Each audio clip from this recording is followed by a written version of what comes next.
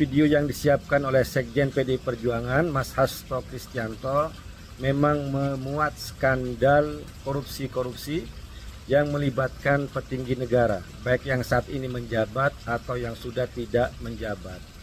Penyalahgunaan kewenangan untuk menjadikan hukum sebagai alat politik membunuh lawan politik. Makanya saya sebutkan itu lebih besar dari kasus Watergate yang ada di Amerika.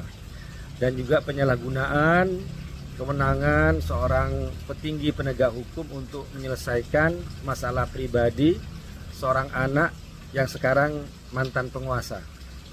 Dan juga ada kasus kriminalisasi terhadap Bapak Anies Baswedan, pembunuhan karakter terhadapnya menggunakan kasus hukum yang dulu kita pernah dengar kasusnya itu ya. Nantilah bukti-buktinya, pertemuannya dan sebagainya itu akan dirilis dalam video tersebut. Ini bukan balas dendam, bukan kebencian, tapi sebagai perlawanan, karena kami benar-benar melihat bahwa serangan terhadap Sekjen ini merupakan serangan terhadap partai. Ini merupakan bentuk kriminalisasi, bukan kasus hukum. Karena kalau kita kembali kepada fakta-fakta pengadilan, itu jelas bahwa Sekjen tidak terlibat dalam kasus penyuapan antara Wahyu Setiawan dengan Harun Masiku.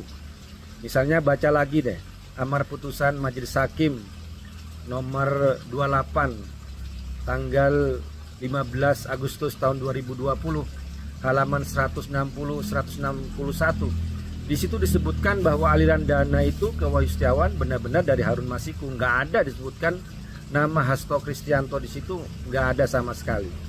Jadi ini bukan untuk balas dendam, tapi untuk adalah perlawanan, karena kita juga mempertanyakan KPK yang selama ini mulai menurun kepercayaan publik terhadapnya. Dan juga kasus terakhir ada penggeledahan kantor BI dan sudah ditetapkan ada tersangka oleh Deputi Penindakan, tapi kok bisa diralat oleh jubir KPK. Pertanyaannya, siapa yang meremote KPK? Kalau ada tersangka yang bisa diralat, maka siapa yang meremote untuk menetapkan tersangka Sekjen PDI Perjuangan Hasto Kristianto? Di situ. Terima kasih.